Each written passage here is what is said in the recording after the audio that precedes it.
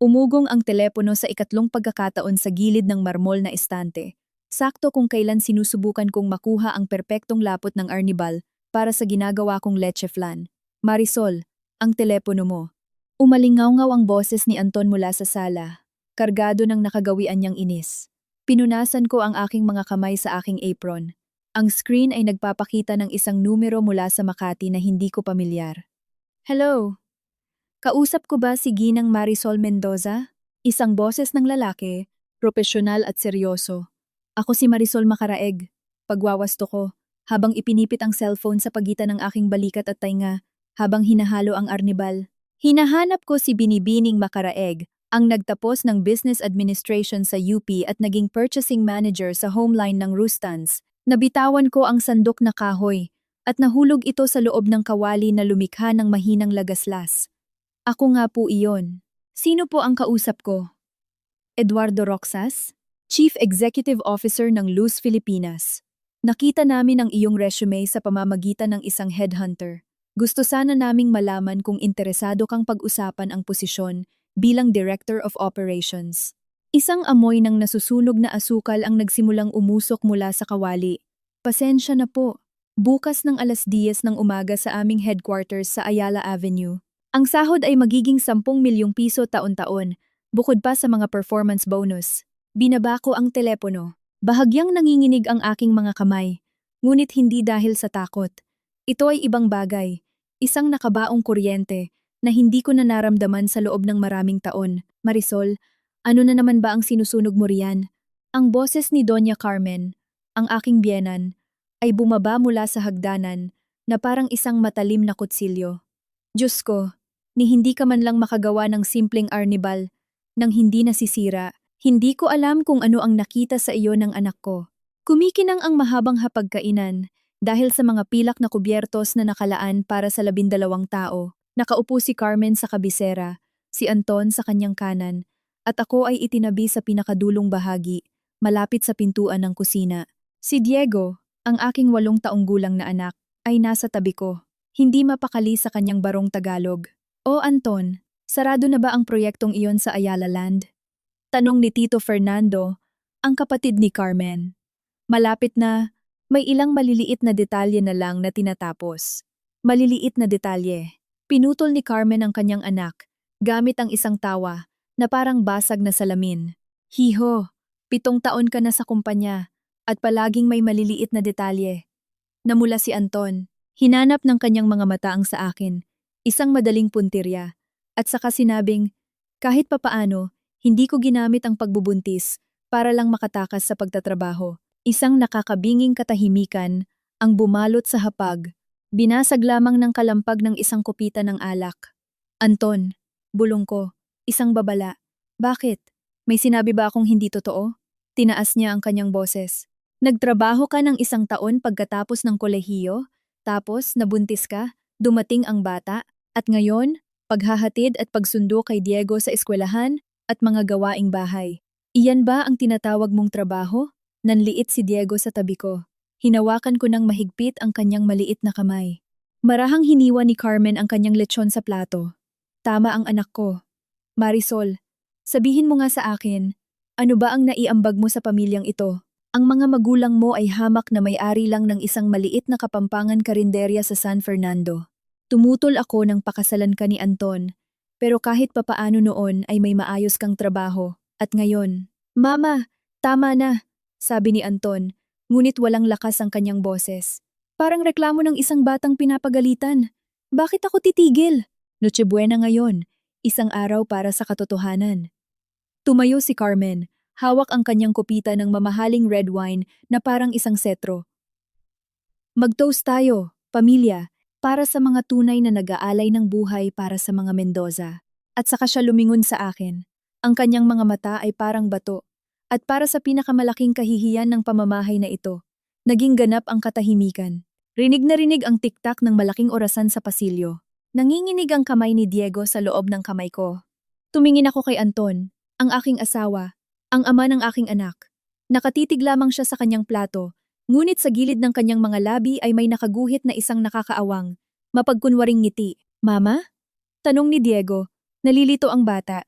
Hindi man lang nag-angat ng tingin si Anton. Ibinaba ko ang telang pamunas sa ibabaw ng mantel. Ang tahimik na kilos na iyon ay mas maingay pa kaysa sa isang sigaw. Tumayo ako. Marisol, saan ka pupunta? Hindi pa sumisigaw si Carmen. Naguutos siya. Hindi ako sumagot. Pumunta ako sa sabitan ng damit sa pasilyo at kinuha ang aming mga jacket. Malamig ang gabi ng Disyembre sa Maynila. Mama. Sumunod sa akin si Diego. Nanlalaki ang mga mata. Isuot mo ang jacket mo, anak. Marisol, tinatanong kita. Naging isang tili ang boses ni Carmen. Sinuotan ko si Diego. Pagkatapos ay isinuot ko ang aking coat. Sa wakas, tumayo na rin si Anton. Huwag kang gumawa ng eksena, Marisol. Umupo ka. Tinitigan ko siya sa mga mata. Sa unang pagkakataon, nakita ko ang ganap na kawalan na naninirahan doon. Walang pag-ibig, walang galit, ni walang awa. 7 taon ng aking buhay ang nauwi sa isang tigang na lupa. Tayo na, Diego. Kapag lumabas ka sa pintuang iyan, huwag ka nang babalik. Ang sigaw ni Carmen ay punit at hysterical. Pinihit ko ang busol ng mabigat na pintuang gawa sa nara. Sinalubong kami ng malamig na simoy ng hangin. Mainit at maliit ang kamay ni Diego. Ang tanging tunay na bagay sa sandaling iyon. Bumaba kami sa 3 hakbang ng hagdanan. Mula sa loob, malinaw na umabot ang boses ni Anton, sinadyang iparinig sa akin. Hayaan mo siya, Mama. Babalik din yan. Wala naman siyang mapupuntahan. Kusang sumara ang pinto ng malakas. Naglakad kami ng tahimik sa kalye ng Forbes Park. Tahimik at marangya. Ang mga ilaw mula sa mga matataas na poste ay nagbibigay liwanag sa mga mansyon na mas mahal pa sa buhay ko. Tahimik na humihikbi si Diego. Mama, saan tayo pupunta? Huminto ako at lumuhod sa harap niya sa bangketa. Pinunasan ko gamit ang aking hinlalaki ang mga luhang dumadaloy sa kanyang pisngi sa isang hotel. At bukas, baka pumunta tayo kay Tita Sofia. Gusto mo iyon? Di ba? Si Papa, tumingin ako sa likuran niya, sa dulo ng kalsada, kung saan ang ilaw ay natutunaw sa dilim. Huminga ako ng malalim. Humanap ako ng mga salita, ang pinakamabait na katotohanang posible. Kailangan ng Papa mo ng kaunting oras para matanto kung ano ang kakawala lang sa kanya. Sa aking bulsa, muling nag-vibrate ang cellphone. Tiningnan ko ito, isang mensahe mula kay Eduardo Roxas. Umaasa akong makikita kita bukas. Nga pala, kababalik ko lang mula sa pagpirma ng pagkansela ng kontrata sa Mendoza Constructions. Ang problema nila sa pananalapi ay mas malaki kaysa sa inaakala. Siguro bukas ay mapag-uusapan din natin iyan. Pinatay ko ang telepono. Nagtaas ng kamay at pumara ng isang taxi na dumaan. Sa The Peninsula, Manila, Manong. Tiningnan ako ng matandang trooper sa rearview mirror. Isang babaeng nakasuot ng simpleng damit. Isang batang umiiyak. Walang dalang bagahe. Sa gabi ng Noche Buena. Sigurado po kayo, ma'am? Siguradong sigurado, sabi ko. At ang boses ko ay naging napakalamig at bago kaya't pati ako ay nagulat. Nang umandar ang taxi, lumingon ako sa likurang bintana. Ang ilaw ng hapagkainan ay nagliliwanag sa unang palapag ng mansyon ng pamilya. Nakita ko ang mga aninong gumagalaw sa likod ng mga kurtina. Nagpatuloy ang hapunan. 2 plato lang ang nawawala. 2 plato na kailanman ay hindi naging mahalaga. Sumandal si Diego sa akin. Unti-unting kumalma ang kanyang paghinga. Hinalikan ko ang kanyang buhok at nagsimulang humuni ng isang kanta na kinakanta sa akin noon ng aking ina, ang kapampangang may-ari ng isang simpleng karinderya, isang oyayi tungkol sa probinsya. Dumaan ang taxi sa Ayala Avenue. Ang kasaysayan at yaman ng Makati ay dumadaloy sa labas ng bintana. Bigla kong naalala ang babaeng ako 7 taon na ang nakararaan na kasuot ng Rustans, mga takong na tumutunog ng may kumpiyansa sa mga pasilyo, mga business card na may pangalan kong Marisol Macaraeg, at isang hinaharap na bumubukas na parang abaniko ng mga posibilidad. Tapos, nakilala ko si Anton, tapos, ang pagbubuntis, tapos ang kasal na ipinilit ni Carmen, mabilis at palihim, tapos ang kanyang mantra na pamilya muna, tapos ang aking pangalan, ang aking resume, ang aking mga ambisyon, na naglalaho na parang mga lumang litrato sa ilalim ng araw. Muling nag-vibrate ang cellphone sa bulsa ko. Anton, hinayaan ko itong tumunog ng 10 beses sa sagradong katahimikan ng taxi bago ito tumigil. Nandito na po tayo, ma'am. Nagbayad ako, bumaba kasama si Diego, at pumasok sa maliwanag na marmol na lobby ng The Pen. Ngumiti sa akin ang napakaayos na receptionist. Paano ko po kayo matutulungan? Isang suite para sa 2 gabi at isang wake-up call ng alas 7. Pakiusap. Mayroon akong mahalagang meeting bukas. Siyempre po. Kaninong pangalan po? Kay Marisol Macaraeg. Sabi ko ng malinaw, matatag, na tila binabawi ang isang nawalang teritoryo. Binibining Marisol Macaraeg. Ang magnetic keycard ay parang walang bigat sa aking kamay, ngunit ito ang pinakamatibay na bagay na nahawakan ko sa loob ng maraming taon. Sa elevator, nakaidlip na si Diego sa aking mga bisig. Marahan ko siyang iniga sa king-size bed ng suite. Sa labas, kumikinang ang Makati. Ang syudad kung saan ako nanirahan ng isang dekada ay biglang naramdamang bago, malawak, at puno ng mga hindi kilalang alingawngaw. Lumapit ako sa bintana. Muling umilaw ang screen ng cellphone ko. Carmen, sa pagkakataong ito, ay hindi ko na hinayaang tumunog. Pinindot ko ang power button hanggang sa mamatay ang ilaw at ang screen ay naging isang itim at piping parihaba. Bukas, hindi na ako ang kahihiyan ng mga Mendoza. Bukas, muli akong magiging si Marisol Macaraeg at sila ang mga taong nag-toast para sa aking pag-alis ay hindi pa alam na ang kalmadong nauuna sa bagyo ay tapos na. Nakatulog si Diego na bahagyang bukas ang bibig. Nakahawak sa gilid ng Egyptian cotton na kumot na parang ito ang kanyang security blanket. Umupo ako sa tabi niya sa kama, pinagmamasdan ang pagtaas at pagbaba ng kanyang dibdib. Sa kanyang mukha ay may bakas pa rin ng mga tuyong luha. Ang hika, na palaging sensitibo sa tensyon, ay nagiging dahilan ng kanyang paghinga na may mahinang sipol na dumudurog sa puso ko. Ganap ang katahimikan ng suite, binabasag lamang ng mahinang ugong ng minibar. Inalis ko ang aking sapatos at naglakad ng nakayapak papunta sa bintana. Ang Makati sa aking paanan, isang lawak ng mga ilaw at anino. Doon, sa Hilaga, naroon ang bahay ng mga Mendoza. Inisip ko si Carmen na naguutos na iligpit ang aking plato, si Anton na nagsasali ng isa pang baso ng alak para ipagdiwang ang aking pag-alis. Ang galit na dumating ay napakalamig at talim na halos ikagulat ko. Hindi ito sumpong, isa itong katiyakan. Hindi na kailanman. Ang teleponong muling binuksan ay nasa ibabaw ng nightstand. Bago ko pa mapagpasyahan kung tatawagan ko siya, nagsimula itong mag-vibrate. Sofia, Marisol, Diyos ko, nasaan ka? Tumawag si Anton sa akin na parang baliw. Sinasabing gumawa ka raw ng eksena at umalis kasama si Diego. Ano ba ang nangyari? Ang boses ng aking nakababatang kapatid, na laging diretso parang suntok sa sikmura, ay nagpaguho sa akin. Sumikip ang lalamunan ko. Sinubukan kong magsalita at ang lumabas lang ay isang paos na tunog, isang iyak ng hayop na hindi ko nakilala bilang akin. Marisol, Marisol, huminga ka. Kwentuhan mo ako. At ikinuwento ko sa kanya ang lahat. Ang hapunan, ang mga salita ni Carmen, ang pakikipagsabwatan ni Anton, ang pagsara ng pinto. Nang matapos ako, ang katahimikan sa kabilang linya ay may malakas na kahulugan. Putang ina nila, bulong ni Sofia sa wakas. Ang matandang yon, at ang tanga mong asawa. Ayos ka lang ba? At si Diego? Nasa The Pen kami. The Pen. Wow, ang bongga ng simula mo ate. Ang kanyang tono ay may pilit ng ngiti, isang pagtatangkang pag-aani ng tensyon. Makinig ka, bukas na bukas sasakay ako sa bus, pababa ng NLEX. Nasa Maynila ako bago magtanghali. Hindi na kailangan Sofia. Mayroon akong job interview bukas ng alas 10. Isang paghinto. Interview para saan? Kinuwento ko sa kanya ang tungkol kay Eduardo Roxas, tungkol sa Luz Filipinas, tungkol sa halagang parang pantasya pa rin sa akin. Ang katahimikan ni Sofia sa pagkakataong ito ay lubos na pagkamangha. Diyos ko, Mari, yan ang posisyong pinapangarap ng kalahati ng Makati at hindi mo man lang sinabi sa kahit kanino? Kahit sa mahal mong asawa? Hindi.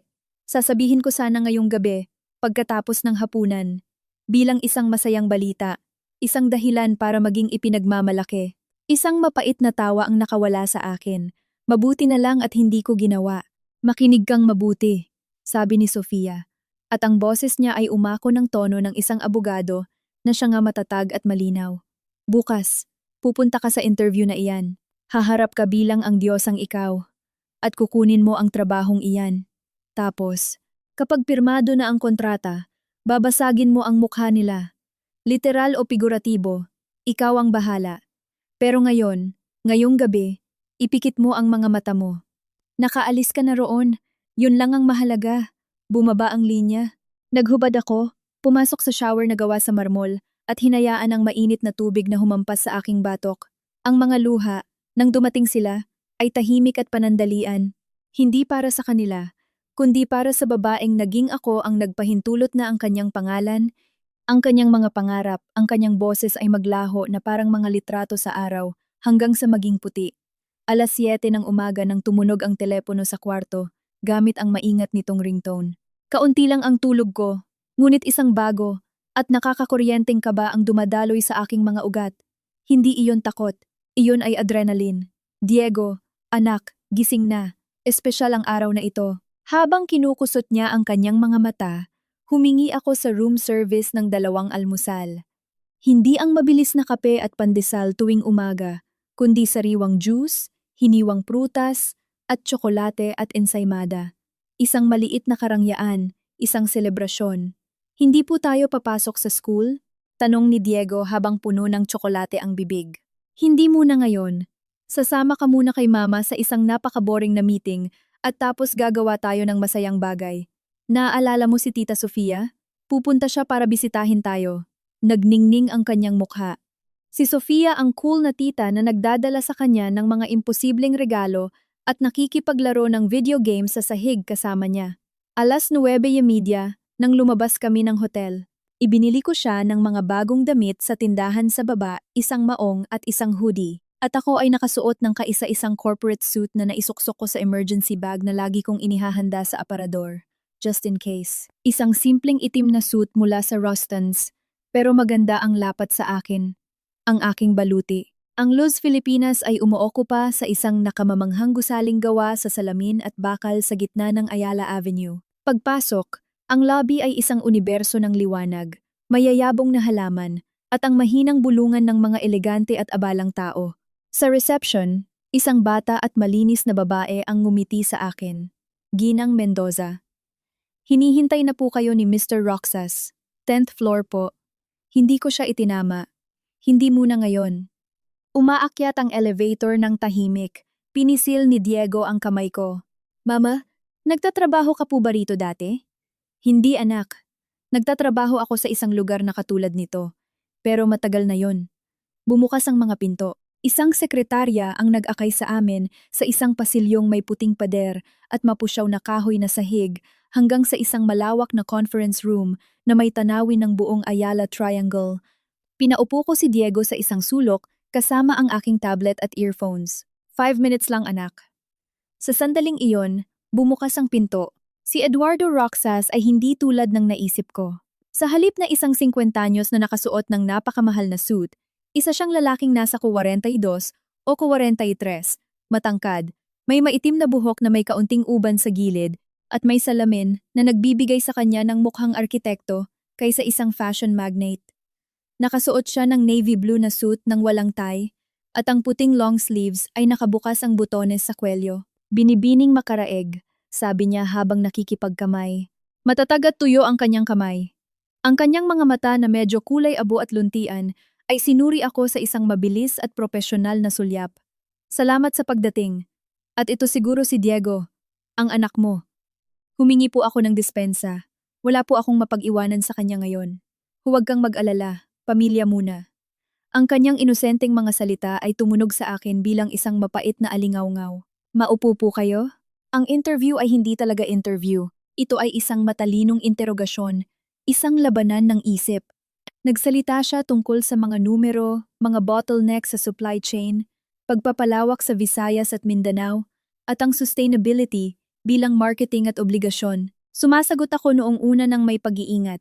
Pagkatapos ay may kumpiyansa na lumalago bawat minuto.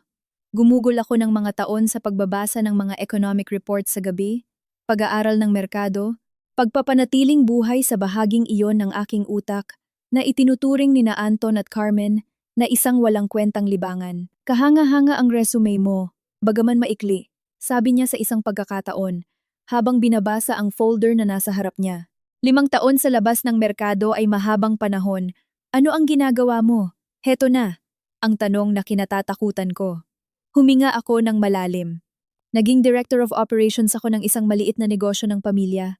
Pamamahala ng budget, domestic logistics, human resources, crisis management, pakikipag-ugnayan sa mga supplier, at walang sweldong psychologist. Pinanatili kong nakalutang ang isang sistema na may maraming panloob na salungatan at isang pamunuan na may napakaikling pananaw. Walang duda na iyon ang pinakamahirap na trabahong nagawa ko. Tumigil si Eduardo Roxas sa pagtingin sa mga papel.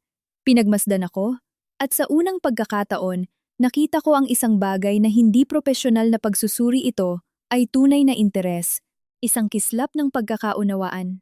At bakit mo gustong bumalik? Tanong niya, nang mas malambot. Dahil na-miss ko na ang aking trabaho ay pinapahalagahan ng sweldo at hindi ng pang-aalipusta. Sabi ko, at ang katapatan ng aking mga salita ay nagulat pati ang sarili ko. At dahil gusto kong makita ng anak ko, na ang kanyang ina ay hindi anino-nino man. Sumandal siya sa kanyang upuan, pinagtagpo ang mga dulo ng kanyang mga daliri. Ang katahimikan ay humaba. Puno ng mahinang ingay ng lungsod mula sa labas ng salamin. Kahapon, kinansela namin ang aming kontrata sa Mendoza Constructions. Biglang sabi niya, nag-iba agad ng usapan. Ilang buwan na silang delay sa konstruksyon ng bagong tindahan sa Cebu. Ang pamamahala nila sa pananalapi ay upang maging mabait magulo. Sinabi sa akin ng aming purchasing director na ang nag-iisang tao na kausap doon na may saysay ay ikaw. Kapag paminsan-minsan ay tumatawag ka para ipaliwanag ang ilang delay. Pumintig ang dugo sa mga tainga ko. Tumatawag ako minsan para tumulong. Ikaw ang nagpapanatiling buhay ng relasyon nila sa amin. Alam ko, walang ideya si Anton Mendoza. Tama ba? Ang biyenan mo, si Carmen, ay magaling sa negosyo noon. Pero nakatira pa rin sa dekada 80 at ang asawa mo. Gumawa siya ng kilos ng pagkasuklam.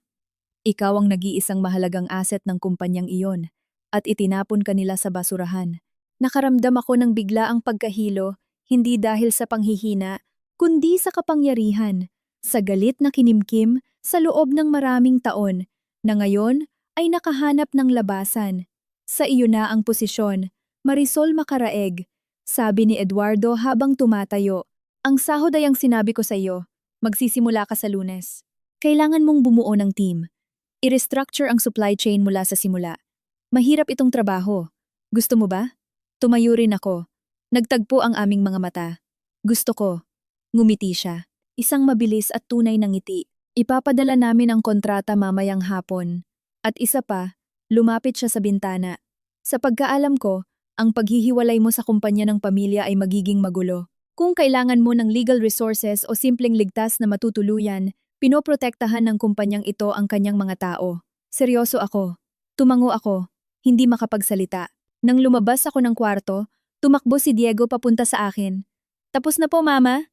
Oo, anak, tapos na. Hinawakan ko ang kanyang kamay. Pagdaan sa reception, ngumiti ang parehong babae. Ginang Macaraeg, sabi po ni Mr. Roxas ay ipapadala daw po ang kontrata sa email na ibinigay ninyo. Ginang Macaraeg, tumunog itong parang tagumpay.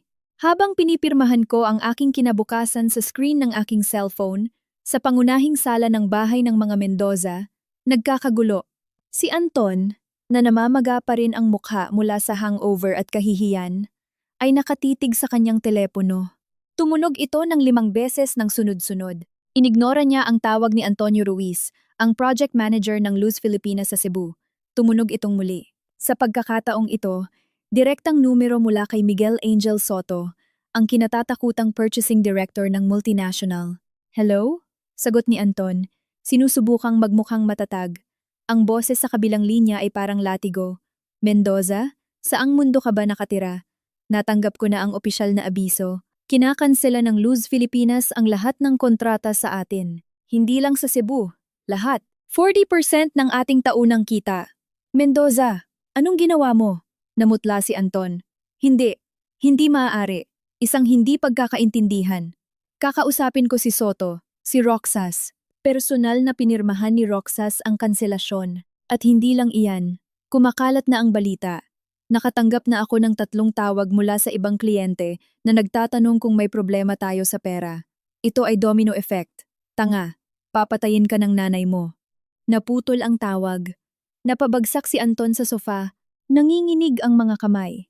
Pumasok si Carmen sa sandaling iyon, nakabihis na, kasama ang nakasanayan niyang ekspresyon ng pagkasuklam. Ano na naman ang nangyayari? May kinalaman ba ito sa eksena kagabi?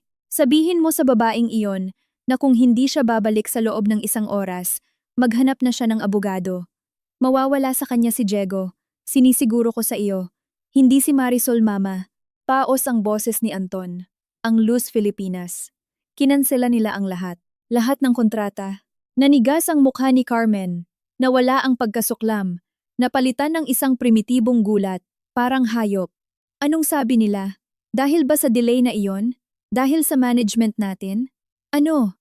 Tanga. Niyanig ng sigaw ni Carmen ang mga kristal ng chandelier. Nagsisinungaling ka sa kanila tungkol sa deadline?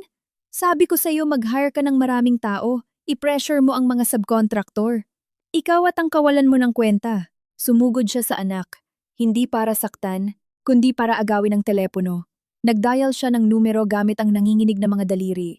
Miguel Angel, si Carmen Mendoza ito. Diyos ko, isa itong pagkakamali. Pwede nating pag-usapan.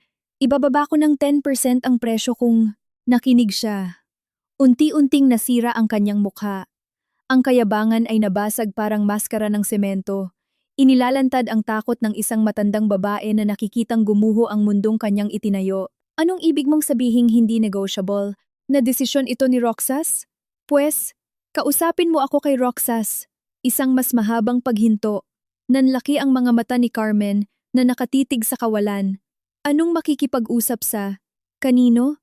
Ulitin mo nga? Nakita ni Anton ang pamumutla niya. Nakita niya kung paano ang mga labi nito, na laging napakatatag, ay nagsimulang manginig.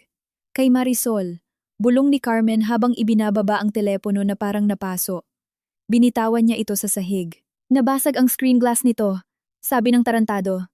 Ang nag-iisang tao raw na handa nilang kausapin ay si Marisol, na siya lang ang tanging balidong kausap nila. Ang katahimikan na sumunod ay mas nakabibingi kaysa sa anumang sigaw. Naramdaman ni Anton na bumubukas ang lupa sa ilalim ng kanyang mga paa. Iyan. Walang saysay iyan. Walang kinalaman si Marisol sa kumpanya. Siya lang ang Anton. Isinigaw ni Carmen sa mukha niya. Ang bibig ay halos matanggal sa galit at takot. Siya lang ang nagtatakip sa mga kapalpakan mo sa loob ng maraming taon. Siya lang ang nag-iisang taong may kakayahan sa pamilyang ito. Nasaan siya? Dalhin mo siya rito ngayon din. Hindi ko alam. Umalis siya. Pues, hanapin mo siya. Tawagan mo. Kaladkarin mo sa buhok kung kailangan. Pero ibalik mo siya. Kapag wala ang kontratang iyan, tapos na tayo. Bagsak. Naiintindihan mo ba? Si Anton, na kumakabog ang puso, ay kinuha ang kanyang cellphone. Naghanap sa mga contacts. Marisol. Bahay. Dinial niya ang numero. Nagring nang nagring. Walang sumagot. Patuloy na nag-vibrate ang telepono sa nightstand ng hotel na parang nakulong na insekto. Anton. Carmen. Ang numero ng bahay. Muli kay Anton. Pagkatapos ay isang private number na nakilala ko na landline ng opisina ng aking biyenan. Pinatay ko ang tunog at hinayaang umilaw at mamatay ng paulit-ulit ang screen. Parang mga ilaw ng alarma mula sa isang lumubog na barko na hindi ko na problema. Nanonood si Diego ng telebisyon, pero ang mga mata niya ay malamlam. Malayo. Mama, kailan po uuwi si Papa sa bahay? Hindi ko alam kung paano sasagot. Paano mo ipapaliwanag sa isang 8 taong gulang na bata na minsan ang tahanan ay hindi isang lugar, kundi ang mga taong gumagalang sa iyo? Malapit na anak. Ngayon gagawa tayo ng masaya. Gusto mo bang pumunta sa Manila Bay Walk? Mahina ang pagtango niya. Ang sipol sa kanyang dibdib ay mas rinig ngayon. Napamura ako sa isip ko. Ang stress, ang tuyong hangin sa hotel, ang gabi ng pag-iyak. Kinuha ko ang kanyang inhaler mula sa backpack. Hala, isang puff para makahinga ng maayos. Habang tinutulungan ko siya, muling nag-vibrate ang telepono. Si Sofia ngayon. Ate, nasa NLX na ako. Dating ko sa Cubao ng 1:30 ng hapon. Nasa The Pen ka pa rin? Oo, pero Sofia, tumatawag sila na parang baliw. Hayaan mong tumawag sila sa hangin, sabi niya. At halos makita ko ang mabangis niyang ngiti sa kabilang linya. Huwag mong sasagutin kahit isa. Hayaan mong maluto sila sa sarili nilang mantika. Nakuha mo na ba ang kontrata? Kakasend lang. Pipirmahan ko ngayong hapon. Pues, Kapag napirmahan mo na at na-scan, isend mo sa akin. At saka, doon mo lang sasagutin ang telepono, habang hawak mo ang mainit na kawali. Maliwanag? Maliwanag. Bumaba ang linya. Umubo si Diego, isang tuyong tunog na nagpatigas ng dugo ko. Putol-putol ang paghinga niya. Mukhang hindi sapat ang inhaler. Hinawakan ko ang noo niya. Mainit siya. Hindi ngayon. Pakiusap, hindi ngayon. Habang naghahanap ako ng thermometer sa medicine cabinet ng banyo, sa bahay ng mga Mendoza ay naghari ang kaguluhan. Si Carmen, maputla na parang marmol ng pasukan, ay nakikipag-usap sa telepono sa kanyang abogado. Ang boses niya ay isang matalim na hibla ng pinipigilang panik. At wala tayong magagawa, Gonzalo? Wala? Ang boses ng abogado, tuyo at propesyonal, ay umabot sa kanya sa telepono. Carmen, kung wala ang portfolio ng Luz Filipinas, maaamoy ng ibang creditors ang dugo. Mayroon kang 3 loans na babayaran ngayong buwan kung walang papasok na pera. Alam ko. Hinaplos niya ang kanyang buhok, maingat na kinulayan ng ash blonde na ngayon ay mukhang mapusyaw. Abo, makinig ka, gawin mo ang lahat. I-delay ang payments. Humanap ka ng bridge loan, kahit ano. Pero kailangan ko ng oras, Gonzalo. Mga araw, mga oras. Susubukan ko. Pero kailangan mo ang babaeng iyon. Naging malinaw si Roxas, siya lang daw. Personal na issue na ito ngayon. Ibinaba ni Carmen ang telepono at lumingon sa anak. Si Anton ay nakalubog sa sofa, ang ulo sa pagitan ng mga kamay. Binalot pa rin siya ng amoy ng brandy mula kagabi. At nahanap mo na ba siya? Singhal niya. Hindi niya sinasagot ang telepono, Mama. Tinawagan ko na sa cellphone, sa landline. Pumunta ako sa bahay ng kaibigan niyang si Lucia. Wala. Naisip mo ba sa hotel? Baka nasa anumang hotel siya.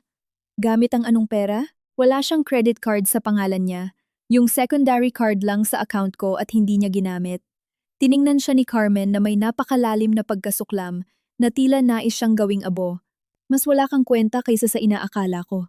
Hindi mo lang sinira ang kumpanya ko, kundi hindi mo man lang makontrol ang sarili mong asawa. Lumapit siya at ang boses niya ay bumaba sa isang nakalalasong bulong. Mayroon kang 1 oras. 1. Hanapin mo siya o bukas na bukas sisimulan ko ang proseso para tanggalin ka sa kumpanya at hindi ka na makakakita ng kahit 1 sentimo sa mana ng ama mo. Ang banta, luma at gastado, ay gumana sa pagkakataong ito parang latigo. Tumayo si Anton, namumula ang mga mata sa dugo. Hindi mo magagawa yan. Ah, hindi? Subukan mo ako. Tumalikod siya. At Anton, pag nahanap mo siya, gumapang ka kung kailangan, pero ibalik mo siya rito. Sa suite ng The Pen, tumaas ang lagnat ni Diego. 38.5. Ang paghinga niya ay naging isang nakakabahalang paghingal. Ang takot, isang malamig na hayop, ay kumagat sa sikmura ko. Kukunin ko sana ang telepono para tawagan si Anton. Ama niya pa rin siya. Ngunit ang imahe ng kanyang mapang-asar ng ngiti noong hapunan ang pumigil sa akin. Hindi na pagkatapos noon. Tumawag ako sa reception. Kailangan ko ng pediatrician. Urgent. Agad-agad po, Ginang Makaraeg. Ipapadala namin ang in-house doctor ng hotel. Habang naghihintay, niyakap ko si Diego. Idinuduyan ang kanyang mainit na katawan. Kalma lang, anak ko. Paparating na ang doktor. Magiging maayos din ang lahat. Darating po ba si Papa? Tanong niya habang lumuluha ang mga mata. Hindi, anak. Hindi si Papa.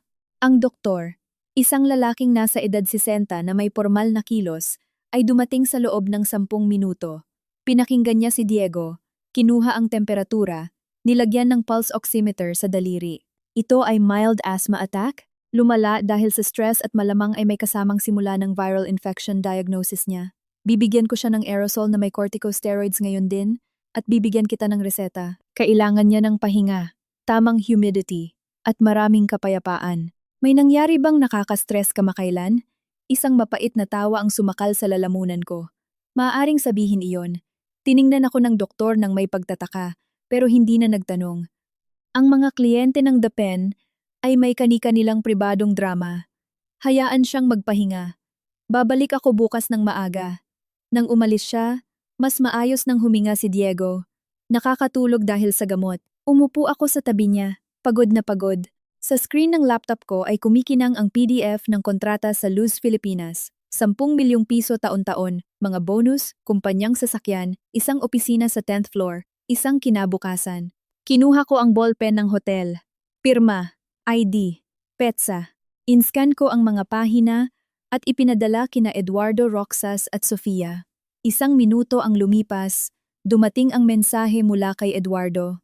Welcome sa team, magkita tayo sa Lunes. Lakas lang. At isa pa mula kay Sofia. Brava! Ngayon mo sagutin ang telepono. Eksakto sa sandaling iyon. Muling nag-vibrate ang cellphone. Anton, ang pang-apat na pong tawag. Huminga ako ng malalim, nagbilang hanggang 5, at inislide ang daliri para sagutin. Marisol, sa wakas. Nasaan ka? Ayos ka lang ba? At si Diego? Ang boses niya ay isang baha ng panik at pekeng pag-aalala. Ayos lang kami. Anong kailangan mo, Anton? Gusto ko. Kailangan kong umuwi ka na. Ang nangyari kagabi ay isang hindi pagkakaintindihan. Hindi maayos ang pakiramdam ni Mama. Nakainom ako ng sobra. Isang hindi pagkakaintindihan. Inulit ko ang mga salita niya.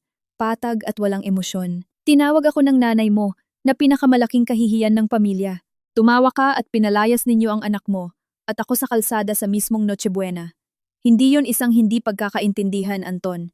Isang deklarasyon yon ng intensyon at naintindihan ko itong mabuti. Nagkaroon ng katahimikan. Pagkatapos ay naging mabasag ang boses niya. Umako ng isang tono ng pagmamakaawa na dati-rati ay magpapalambot sa akin. Mari, pakiusap.